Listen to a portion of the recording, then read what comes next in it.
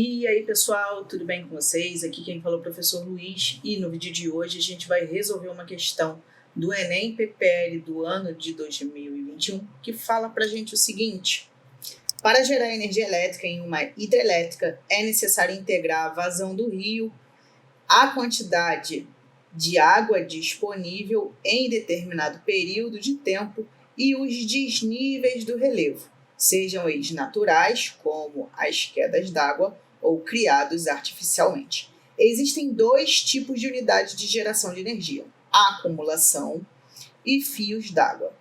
As unidades de acumulação são localizadas em locais com altas quedas de água e, dado o seu grande porte, permitem o acúmulo de grande quantidade de água. As unidades de fio d'água geram energia com o fluxo de água do rio, ou seja, pela vazão com o mínimo ou nenhum acúmulo do recurso hídrico. Em uma região existem rios com potencial para geração de energia. No intuito de construir uma unidade de fio d'água, deve-se comparar as seguintes características. Gente, então, para a gente poder entender essa questão, vamos entender os dois tipos de usina. As usinas que a gente está mais acostumado a ver é as usinas de acumulação, né? Onde as águas, a gente cria uma barragem e nessa barragem a gente acumula água e a gente aproveita a queda dessa água para gerar energia elétrica. Então, de certa forma, a gente vai estar transformando a energia associada à altura em energia cinética, ok?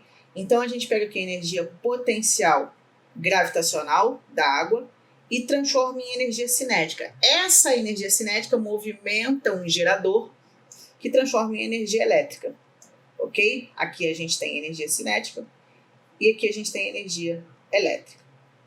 Então, basicamente, numa usina de acumulação, a gente trabalha justamente com a altura da queda d'água e a quantidade de água que está caindo. Então, quanto maior a quantidade de água que está caindo e maior a altura, maior vai ser a geração de energia elétrica, ok?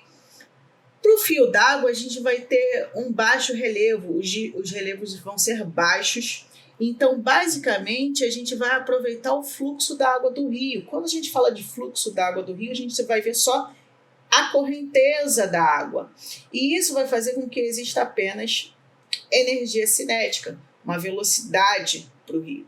Essa energia cinética transforma diretamente isso aqui em energia elétrica, ok? Vai passar pelo gerador e o gerador vai gerar energia elétrica.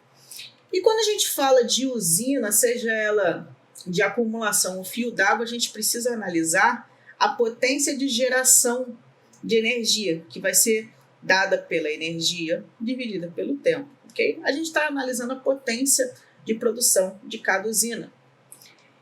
No caso de uma usina de fio d'água, a gente vai usar a energia cinética. Então, a gente vai ter a seguinte expressão, ó. A energia vai ser energia cinética, então a gente vai ter mv² sobre 2 sobre ΔT. Fazendo uma divisão rapidinha de fração, a gente vai encontrar que a potência vai ser mv² sobre 2ΔT. E com isso a gente consegue analisar qual é a principal grandeza que vai importar na produção de energia elétrica para a usina de fio d'água. Olha só, a velocidade de correnteza maior. Olha só, a velocidade do rio importa, inclusive é um fator quadrático aqui. Então, ela de fato vai ser a grandeza que mais vai importar, ok? Então, a gente já tem aqui o nosso gabarito, mas vamos analisar as outras opções. Deslocamento vertical do relevo maior. Essa grandeza seria importante se a gente estivesse falando de uma usina de acumulação, que ela depende da energia potencial gravitacional. Quanto maior a altura, maior seria o deslocamento vertical, maior seria a produção de energia elétrica. Então, isso aqui está errado, porque justamente não estamos falando da energia de acumulação. A área de seção transversal maior, que está dizendo o seguinte, pensa que esse rio, ele poderia ser, vamos pensar assim, como se ele fosse uma mangueirinha. Pensa que ele poderia ser mais longo ou um rio mais curtinho, né, mais raso. Se o rio for mais raso, a quantidade de água vai fazer com que ela seja mais rápida, mas a quantidade de água que vai passar vai ser menor, justamente por ele ser mais fininho, ser um rio mais raso. Então, essa área de seção transversal, ela pode ser boa, ela é boa e ruim, né? À medida que a água vem mais rápido, a gente diminui, né, a quantidade de água que passa. Então, não é muito bom. Logo, a gente também já pode dar uma descartada nessa letra C. Volume de água por unidade de tempo menor. Ele está falando da vazão, gente. A gente precisa lembrar que a vazão, a gente pode ter vazão volumétrica, que é dada por variação de volume dividido por tempo, ou a gente pode ter uma vazão de massa, né? Que é massa sobre tempo. E ele diz nos dois casos que a principal grandeza seria uma quantidade de massa por unidade de tempo menor ou o volume de água por unidade de tempo menor. Nas duas opções, a gente não quer isso, porque se a gente diminui essa vazão volumétrica ou a vazão de massa, né, a gente vai estar diminuindo a quantidade de água que passa por ali, e se a gente diminuir a quantidade de água que passa por ali, a gente diminui a produção de energia elétrica. Então, essas opções também estão incorretas.